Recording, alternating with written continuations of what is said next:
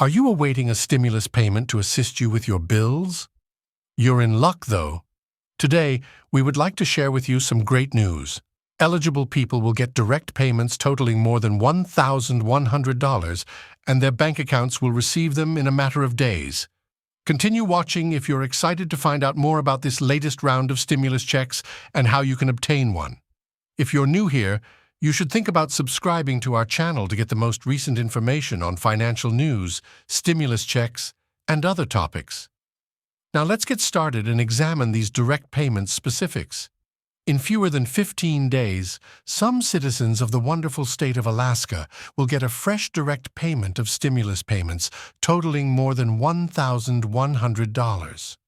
Although the Permanent Fund Dividend (PFD) application procedure is officially closed, interested residents can check here to see all the requirements for eligibility to apply for the $1,312 payment that will be made in the next year.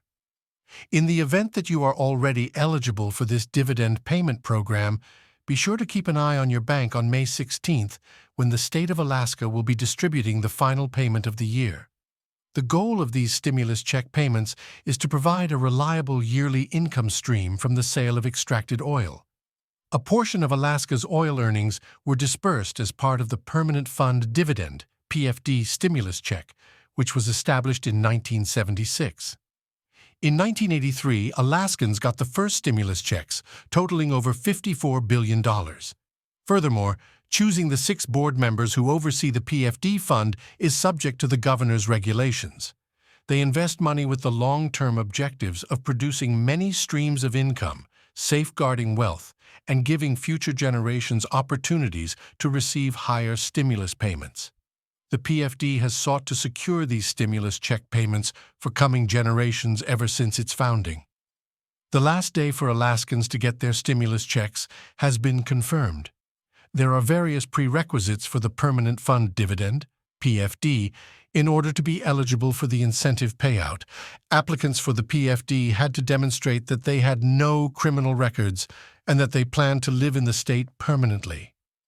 The Permanent Fund Division (PFD) has produced a calendar of stimulus check payments, even though this year's application period, which ran from January 1st through March 31, has finished. This way, qualified beneficiaries will be aware of the precise payment dates if they have already applied and fulfilled all conditions. The verified payment dates for this year are as follows. May 16th.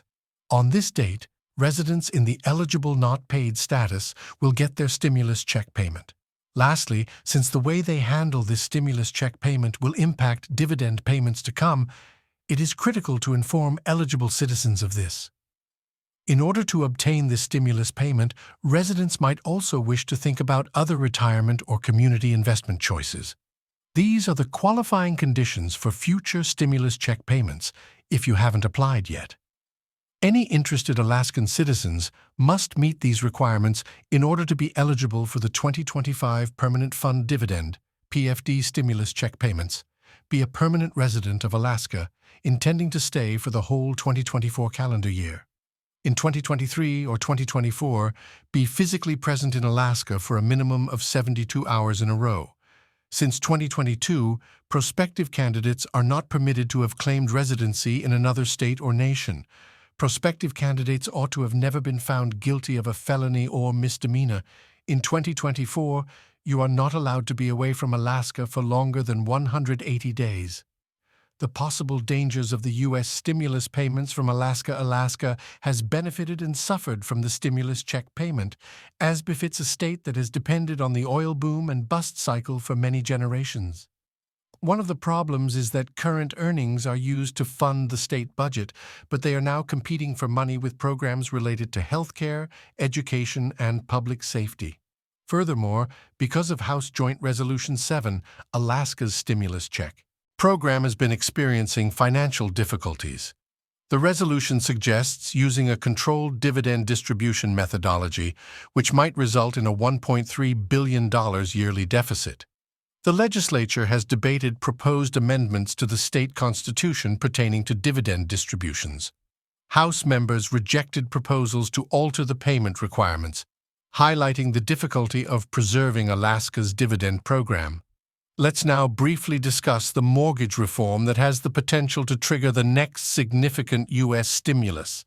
If I told you that the U.S. economy might receive an unparalleled stimulus boost that wouldn't cost the government a single cent and wouldn't increase the country's deficit, one proposed move may start pumping nearly $1 trillion into consumer wallets as early as this summer. It may reach $2 trillion by the fall.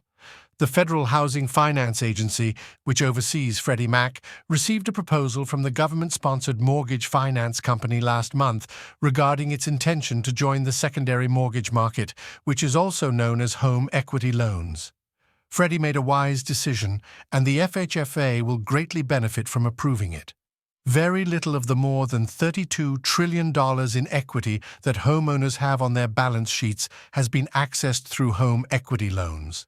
Prior to the financial crisis in 2007, there were outstanding home equity loans totaling over $700 billion. Currently, it is about $350 billion. Since then, home prices have increased by almost 70%. Therefore, why have home equity loans been cut in half? Following the financial crisis, banks actively reduced their exposure to mortgages. For instance, Bank of America reduced the amount of home equity loans it had from over $150 billion in 2009 to $25 billion.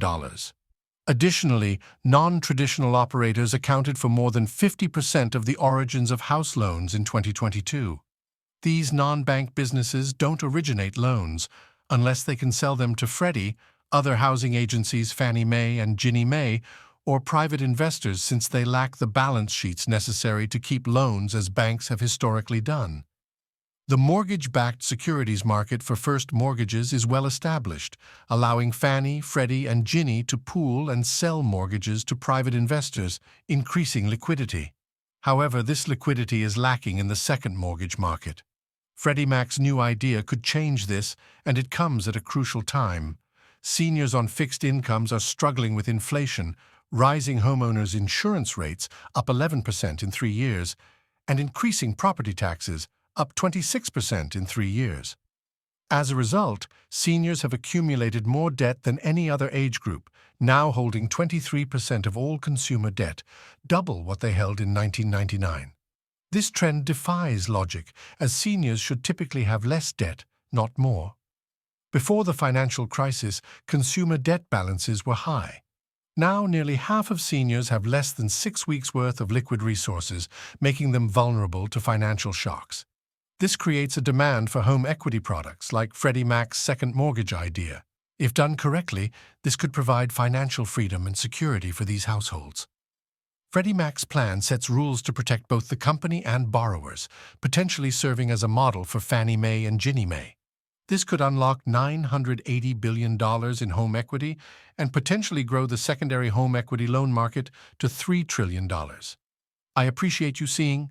Kindly ask any queries you may have in the comments section below. I might make another video to talk about them. Remember to sign up for a free subscription to remain up to date. I'm here to guide you through the complicated world of Social Security benefits and help you get the most of your monthly paycheck. Please don't hesitate to ask me any questions. I'll try to help. I hope you have an amazing day.